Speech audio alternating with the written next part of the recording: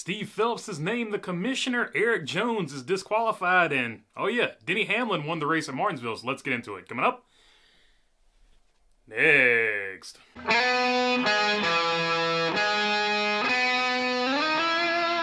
What's going on, everybody? Hope you're doing good today. All right, Denny Hamlin wins at Martinsville. That is his 6th win at this racetrack, and that puts him with some all-time names here, including Dale Earnhardt, Fred Lorenzen, and Cale Yarborough, who also have 6. Leading the way, though, however, is Richard Petty with 15, Darrell Waltrip at 11, and then there is Jimmie Johnson there at 9. So maybe, a few more wins here, 3 more wins, and Denny Hamlin can tie Jimmie Johnson for 3rd place on that list. Certainly possible, given that they race at Martinsville 2 times per season, if he can get on another heater. As we've seen in the past, people that win at Martinsville tend to win at Martinsville a lot once they get the right setup. And that being said, it was his first win at Martinsville in 10 years. It also ended a 31 race winless streak dating back all the way to last year at Dover. So both of those things were snapped, where he went winless, though, for those particular stretches of time. But the other piece of historical significance this is his 55th win in the NASCAR Cup Series, and that ties him with Rusty Wallace at 11th on the all-time list.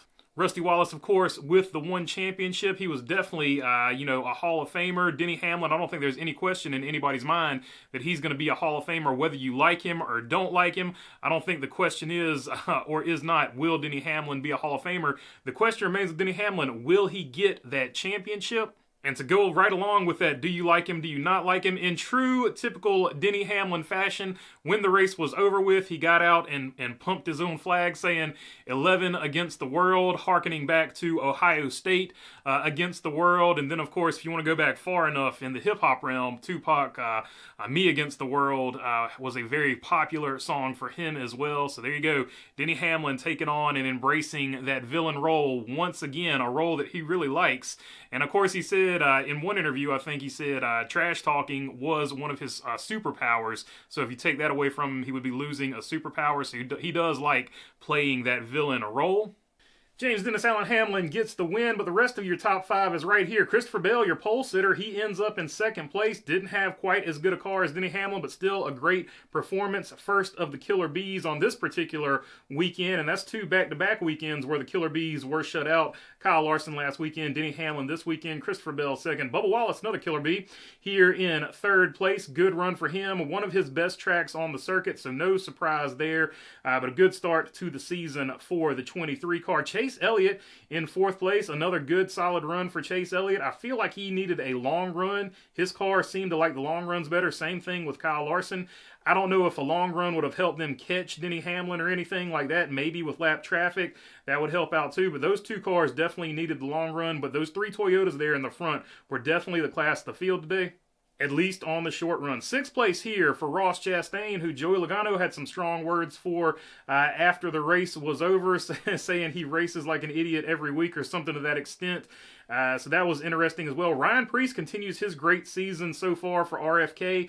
The rest of the RFKs not having teammates, not having as good a season. Joey Logano here got spun out late by Chase Briscoe, and then is able to rally back and actually finish right in front of Chase Briscoe in 8th place here. But Joey Logano, one of the cars I feel like maybe could have challenged Denny Hamlin at the end if he hadn't lost that track position. Penske really good at Martinsville. Chase Briscoe here, as I just mentioned, finishing in 9th place, and then Todd Gilliland, Pickle Todd, finishing in 10th. Good top 10 for him. 11 through 15 is going to be Ryan Blaney, Michael McDowell, and Ty Gibbs. And that's where I want to stop right here. Ty Gibbs, can we finally stop talking about Ty Gibbs being in a slump? 13th place. Obviously, he wanted more than that, but was involved in a wreck as well. Got hit by the Long John Silver's number 38 there, but was able to recover to a 13th. So good run for Ty Gibbs. Probably would have had a top 10 if it hadn't been for that. Tyler Reddick ends up in 14th place. Tyler Reddick and Ty Gibbs had some Ty Gibbs had some words for Tyler Reddick over the radio during an incident, but after the race, they were able to patch things up, as you saw him talking there toward the end of it. And then Ty Dillon. Let's give a shout out to colleague and Ty Dillon here. Nice 15th place run.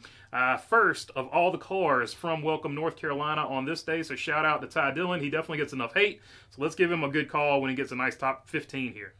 So that's your good race, but with every good race, there must be a bad race. So let's take a look at the drivers that had a bad race, and then we'll get to the other stories. Tale of two Penske teams and Penske affiliated teams. Josh Berry here in 32nd and Austin Cindric in 37th. Both of those cars had electrical issues. I know at first glance everybody thought Josh Berry got damaged from Bubba Wallace on pit road, but it actually ended up being an electrical issue for the 21, and the same thing for the 2 car of Austin Cindric. And they actually ran out of batteries because they had to put one of those batteries in Josh Berry's car, and so Austin Cindric didn't have a battery to put in, so when his battery went dead, he had to retire. Therefore, he was in 37th place here. And then you see at the bottom another bad race for Erik Jones, who we're going to talk to right after this. But I wanted to point out Shane Van Gisbergen last season, in his start here, he finished in 12th. 34th here today, and that car never had speed. The third Trackhouse car just has been a disaster this season. You can put it on whatever you want to put it on driver-wise, but I don't think that car has been up to par, so they're going to really need to put some work into that 88, because I don't think it is all driver, because he did show last year that he was able to get around this particular circle track well. So 88 car needs some help. But let's get back here to Erik Jones in 38th. During post-race tech, Erik Jones' car was found to be underweight. That takes all of his points away. That put him in last place. I think he finished 24th or something like that in the actual race. But that relegated him with that disqualification to last place. And it took all of his points away, where he was in 21st place in points before all this happened. He is now sitting in 29th place. And so through no actual fault of his own, as long as, maybe they appeal it, maybe they find something, they can make some type of argument to get those points back, a la Chase Briscoe earlier this season. But if they can't, this is a huge blow for them, because Legacy had actually turned the corner and they were looking a lot better than they were last season. And granted, you couldn't get much worse than Legacy got last season, but they were at least looking like a mid-tier team, not a bottom-tier team as it was last season. And this is going to be a huge blow to their season, relegating him this far back. He's really going to need to basically string together a bunch of top 5s or top 10s or get a win, because this is basically missing an entire race's worth of points is not something that team could afford to have happen.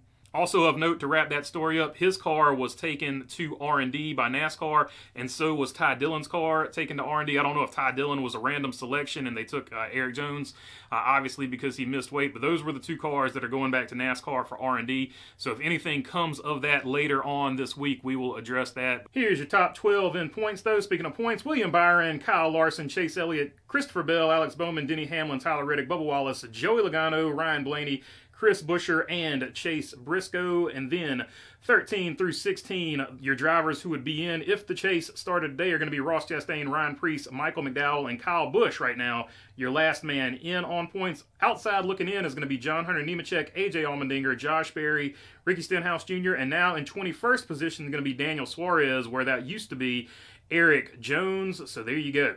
But that's not the only news that came out today either, because NASCAR now has a commissioner, basically a newly appointed position, and that commissioner is going to be Steve Phelps. Let's see what this is all about.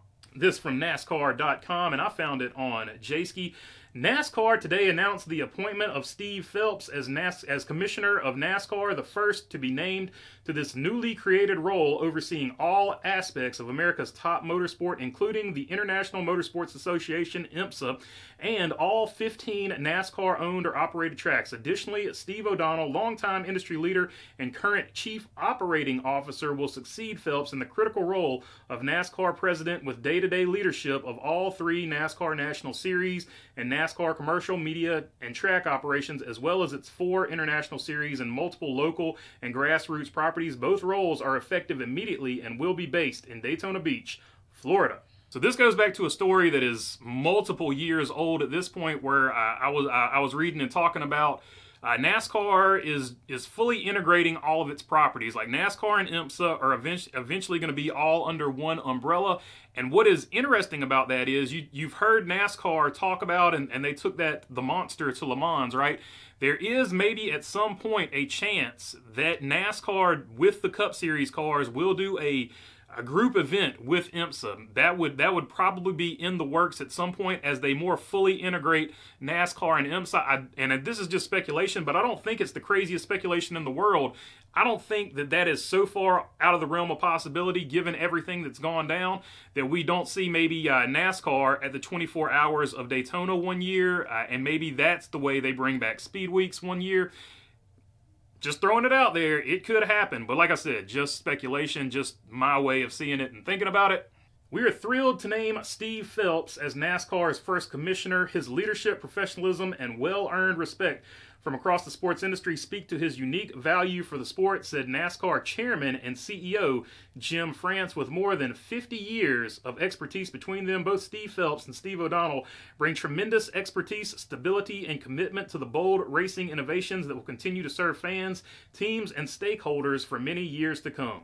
So the key takeaway from that is Jim France is still basically the guy that both of these Steves work for, because you see there, chairman of the board and CEO. So he is basically the chairman of the board. The board is going to decide what Steve Phelps does, and Steve Phelps works for the board. So essentially, Jim France still has the power, and that's what I wanted to take away from this article. And Steve O'Donnell is just going to be the president or whatever of NASCAR. So basically, they can change the titles, they can move all these things around. Jim France is still the man behind the curtain that the two Steves work for. So basically, all the heat that they get for decisions and stuff like that coming from the board, and the chairman of the board, of course, is Jim France, and of course the chief executive officer as well. So even though he's not in the spotlight as much, doesn't like the spotlight at all, to be totally honest with you, likes to let the two Steves take all the slings and arrows for you. Be not fooled. He is the wizard behind the curtain